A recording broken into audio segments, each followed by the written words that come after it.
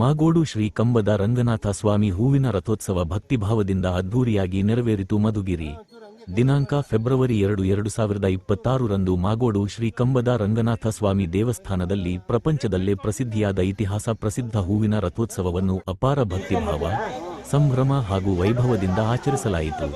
ಮಧುಗಿರಿಯಿಂದ ಸುಮಾರು 30 ಕಿಲೋಮೀಟರ್ ದೂರದಲ್ಲಿರುವ ಮಧುಗಿರಿ ಶಿರಾ ಮುಖ್ಯ ರಸ್ತೆಯಲ್ಲಿರುವ ಈ ಪವಿತ್ರ ಕ್ಷೇತ್ರಕ್ಕೆ ರಾಜ್ಯದ ವಿವಿಧ ಭಾಗಗಳಿಂದ ಸಾವಿರಾರು ಭಕ್ತರು ಆಗಮಿಸಿ ಶ್ರೀ ರಂಗನಾಥ ಸ್ವಾಮಿಯ ದರ್ಶನ ಪಡೆದು ಪುಣ್ಯ ಸಂಪಾದಿಸಿದರು.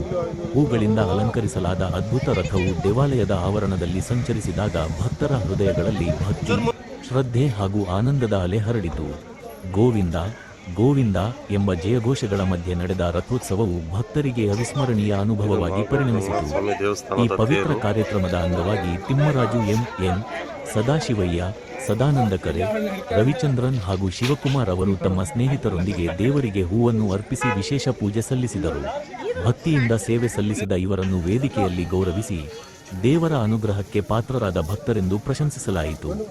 ಈ ಸಂದರ್ಭದಲ್ಲಿ ದೇವಸ್ಥಾನದ ಆಡಳಿತ ಮಂಡಳಿ ಸದಸ್ಯರು, ಸೇವಾ ಸಮಿತಿ ಸದಸ್ಯರು, ಗ್ರಾಮಸ್ಥರು ಹಾಗೂ ಅಪಾರ ಸಂಖ್ಯೆಯ ಭಕ್ತಾದಿಗಳು ಉಪಸ್ಥಿತರಿದ್ದು ಕಾರ್ಯಕ್ರಮದ ಯಶಸ್ಸಿಗೆ ಸಹಕಾರ ನೀಡಿದರು.